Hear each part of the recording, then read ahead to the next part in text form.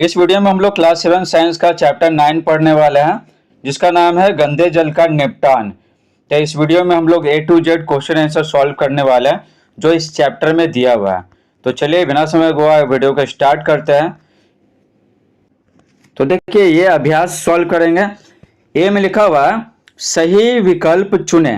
क्या लिखा हुआ? सही विकल्प चुने। ये चारों में से क्या है ना, जो सही रहेगा वो आपको चुनना है। और क्या, इजी है। और हम बताने के लिए हैं। अपशिष्ट जल है। अपशिष्ट जल किसको कहते हैं? दूषित जल को। विश्व जल दिवस मनाया जाता है तो कब मनाया जाता है? 22 मार्च को। दूषित जल से होने वाली बीमारी नहीं है, नहीं। पेचिस है, पीलिया है, खुजली है, तो कैंसर नहीं है। कैंसर दूषित जल से नहीं होता है। और है 4 और 5, पीलिया रोग का कारण है। तो पीलिया रोग का कारण क्या है? दूषित जल का व्यवहार है। अगर आप गंदा जल पिएंगे तो आपको पीलिया हो सकता है, और होता ही है। 5 है चापाकल या कुएं के पास जल जमाव से पेयजल होता है। तो चापाकल या कुएं के पास जो जल जमाव हो जाता है ना, तो बर्तन धो रहे हैं या नहा रहे हैं तो वो जो डिटर्जेंट हो घुल घुल के पानी में घुल के ऋषि के अंदर चला जाता है और भूमिगत जल को क्या कर देता है? दूषित कर देता है। तो आंसर हो जाता है दूषित। नेक्स्ट है बी, रिक्त स्थानों की पूर्ति कीजिए। हैजा एक डैश जनित बीमारी है। तो हैजा एक क्या? जल जनित बीमारी है, जल जनित।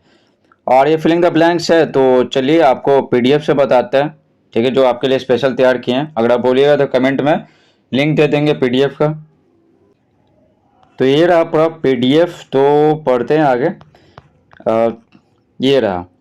तो क्या लिखा हुआ? हैजा एक क्या डैश जनित बीमारी है। तो कैसा? जल जनित बीमारी है, जल जनित है। तो जल भर देंगे। 2 है बायोगैस का उपयोग डैश के स्रोत के रूप में किया जाता है। तो किसके स्रोत के रूप में? ऊर्जा के स्रोत के रूप में। वाहित जल, वाहित मल घर, स्कूल, होटल, अस्पताल आदि से उपयोग के बाद बहने वाला डैश जल होता है। तो कैसा जल होता है? अपशिष्ट जल होता है, बेकार जल होता है। हम सब इसका उपयोग नहीं कर सकते हैं। 4 है वाहित मल एक जटिल मिश्रण है जिसमें निलंबित ठोस, मृतजीवी और रोगवाहक जीवाणु, कार्बनिक और डैश अशुद्धियां पाई जाती हैं। तो कार्बनिक और कैसी अशुद्धियां पाई जाती है? तो अकार्बनिक अशुद्धियां पाई जाती है, ठीक है, जिसमें कार्बन नहीं होता है। जिसमें कार्बन होता है उसको क्या बोलते हैं? कार्बनिक बोलते हैं। 5 है 5 साल से कम उम्र के बच्चों की मौत का सबसे बड़ा कारण है जल जनित बीमारियां। कौन बीमारियां? जल जनित बीमारियां। तो जल जनित भर देंगे, बस हो गया। नेक्स्ट देखिए सी, सही उत्तर के सामने सही का निशान लगाइए। तो अगला है सही उत्तर के सामने सही एवं गलत उत्तर के सामने गलत का चिन्ह लगावें। तो देखिए पहला है संयुक्त राष्ट्र संघ ने 2005 से 15 की अवधि को जीवन के लिए जल पर कार्य के लिए अंतर्राष्ट्रीय दशक के रूप में घोषित किया है, ठीक है। 2005 से 2015 को अंतर्राष्ट्रीय दशक घोषित किया है संयुक्त राष्ट्र संघ। संयुक्त राष्ट्र संघ एक अंतर्राष्ट्रीय संस्था है जो जीवन के लिए जल का अंतर्राष्ट्रीय दशक घोषित किया। दशक यानी 10 साल। तो ये सही है, ठीक है, तो हो जाएगा सही यहाँ पर, सही। अगला है हैजा और टाइफाइड वायरस के कारण होने वाले रोग हैं। तो ये है गलत। क्यों गलत? क्योंकि हैजा और टाइफाइड है ना, ये बैक्टीरिया के कारण होने वाला रोग है। 3 है जनित रोगों का प्रमुख कारण दूषित जल है। तो जाहिर सी बात है दूषित जल के पीने से ना बहुत सारे रोग होते हैं। तो ये सही है। अगला है बायोगैस मानव जल निपटान की वैकल्पिक व्यवस्था है। तो बायोगैस बनाते हैं ना, तो मानव जल बोल रहे हैं, मानव मल को सड़ा गला देते हैं। एक टंकी जैसा व्यवस्था होता है, तो उसमें डाल देते हैं और सड़ता गलता है ना, तो एक गैस उत्पन्न होता है, उसी को बायोगैस कहते हैं और ऊर्जा के रूप में इस्तेमाल करते हैं। तो ये सही है, ठीक है। 5 है कचरा प्रबंधन हेतु प्रत्येक व्यक्ति को एक जागरूक नागरिक की भूमिका निभानी चाहिए। तो कचरा प्रबंधन हेतु तो हमारे हाथ में जो है, जैसे रोड पे कचरा नहीं फेंकना, ठीक है, जो गाड़ी आता है कचरा वाला उसको देना, तो ये सब तो जो हमारे हाथ में तो करेंगे ना। तो प्रत्येक व्यक्ति की क्या जिम्मेदारी है, तो ये सही है, ठीक है। आगे देखिए डी, निम्न प्रश्नों को उत्तर संक्षेप में दे। संक्षेप यानी बहुत छोटा। पहला है अपशिष्ट जल से आप क्या समझते हैं? अपशिष्ट जल से क्या समझते हैं? तो उत्तर लिखेंगे, झाग से भरपूर तेल मिश्रित काले भूरे रंग का जल जो बर्तन धोने की जगह शौचालय, दुकान, होटल, लॉन्ड्री, लॉन्ड्री जहाँ कपड़े धोए जाते हैं, आदि से नालियों में जाता है। तो जो गंदा जल जाता है ना, तो वह अपशिष्ट जल कहलाता है। ये जो इतनी सारी चीजें बताएं, तो उन सभी के बाद जो जल होता है ना, तो वो बहुत गंदा होता है, उसी को अपशिष्ट जल कहते हैं। टू है वाहित मल क्या है, ठीक है। तो उत्तर लिखेंगे वाहित मल घरों, स्कूलों, होटलों, अस्पतालों, उद्योगों, कार्यालयों और अन्य उपयोगों के बाद बहने वाला अपशिष्ट जल होता है, ठीक है। बहने वाला अपशिष्ट जल होता है, गंदा जल होता है।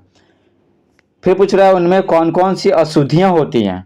तो अशुद्धियां, तो देखिए लिखेंगे उत्तर, उनमें कार्बनिक अशुद्धियां, जिसमें कार्बन होता है उसको कार्बनिक अशुद्धियां कहते हैं, जिसमें कार्बन नहीं होता है उसको अकार्बनिक अशुद्धियां कहते हैं।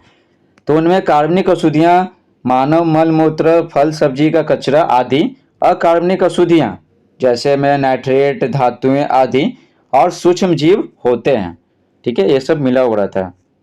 3 है जल जनित बीमारी क्या है। तो उत्तर लिखेंगे दूषित जल के सेवन से, दूषित जल के सेवन से उत्पन्न बीमारी को जल जनित बीमारी कहते हैं, ठीक है।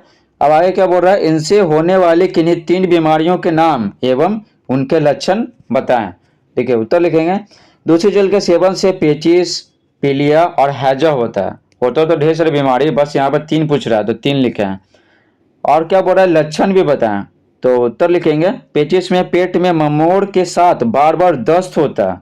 पीलिया में आंख, नाखून एवं पेशाब पीला हो जाता है, तो पहचान सकते हैं कि हाँ पीलिया हो गया। हैजा में ज्यादा और लगातार क्या दस्त होता है, ठीक है, उल्टी भी होगा और दस्त भी होगा। 4 है बायोगैस क्या है, इसके क्या लाभ हैं।